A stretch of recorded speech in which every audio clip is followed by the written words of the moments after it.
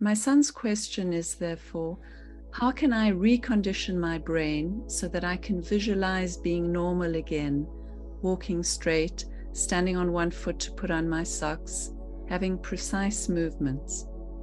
Thanks very much. Kind regards, Christine. Hello everyone, welcome to this new video on Channel Pacific. Today I'm going to tell you how the law of attraction can be used specifically by anyone in daily life. For this, you don't have to be an experienced or skillful monk or a guru at all. Do not skip any part because every part of this video is worth your time. Stay tuned, and if you want, get yourself a pen and paper to note down the important points. We are going to explain the practical and useful way that can be used by everybody and everyone to manifest the life of their dreams. You've probably heard of the law of attraction and how some individuals have utilized it to make their dreams come true. It could appear daunting and complex, but today we're going to demystify it and show how easy it really is. Similar to how our brain can take in the objects in our environment, we can manifest the laws of attraction. You will be able to use this information to your advantage.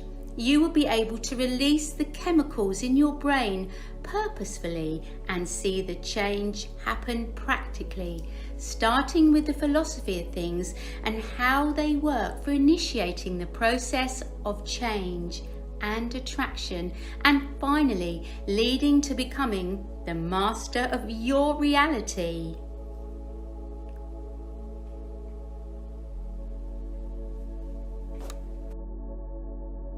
Okay.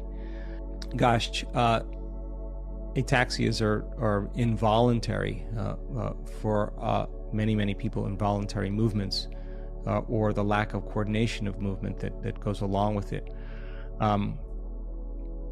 Once again, first thing that I would do if it was my son, I would set him up at the official Coherence Healing Group.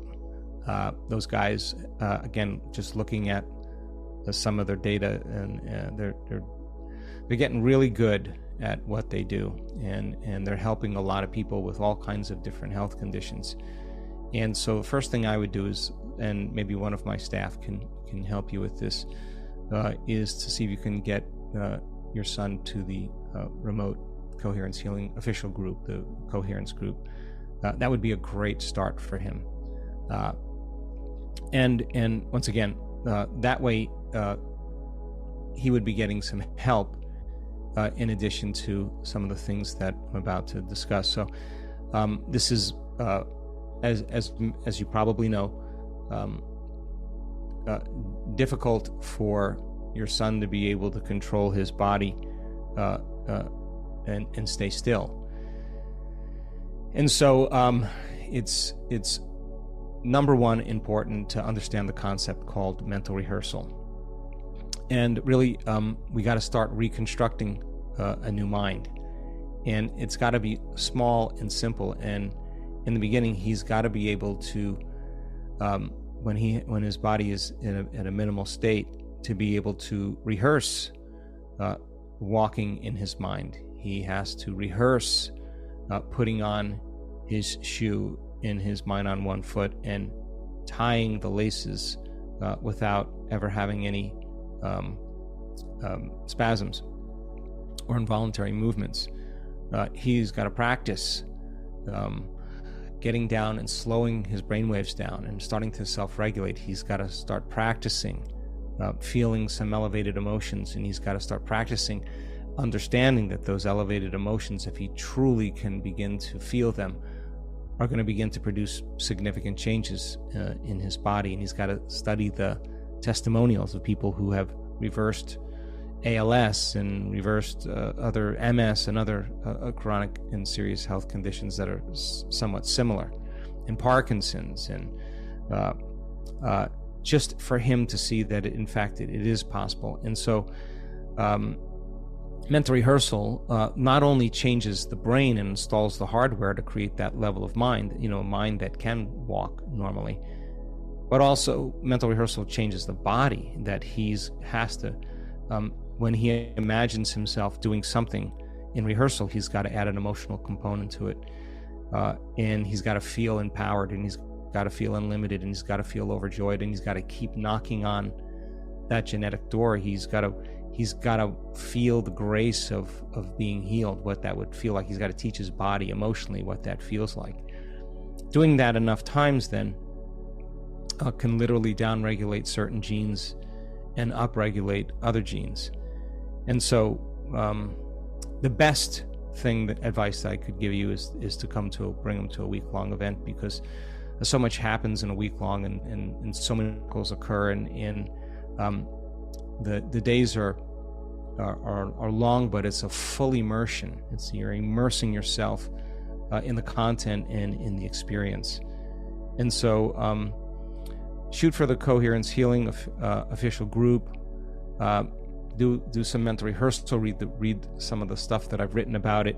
Start rehearsing with emotion. You can change the brain and body to look like the experience has already happened. So it's just going to take repetition and practice, and learning how to change your brain waves, learning how to create a little bit more heart coherence in the times when the ataxic condition is minimized, and start from there. But if you can make it to a week long, that's what I'd recommend you do, or start with the progressive workshop and immerse yourself in the content. The information, though, is just information, and it's void of experience. And it takes a lot of effort to heal a health condition. And if you have several health conditions, it takes a lot to be able to heal several health conditions. But I will tell you that what I've seen with people with multiple health conditions, when one of them starts to change, they all start to change. And if you truly have noticed that you've had some changes to your health in the last recently, after 5 years, gosh, there's a woman that had cancer throughout her entire body for 7 years. She just never missed a day of doing the work, and tumors everywhere in her body, and after 7 years, she reversed the condition completely, and she wouldn't trade a day for that journey to get to the end. I do know that when we're wondering why we haven't healed, or if we actually can fully be healed, we're back to that old personality, separate from the outcome. And this is very difficult to explain to a person that faces a health condition, because it's really hard to think greater than how you feel, and especially if you're not feeling good. So that's why meditation is so essential, is that it's essential for us to get beyond our body and our environment and time, and create by thought alone.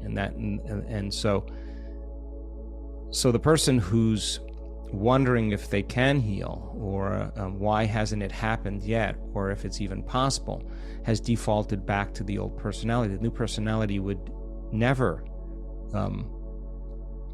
think that way. And so there's nothing wrong with having doubt. We talked about that on this call. There's nothing wrong with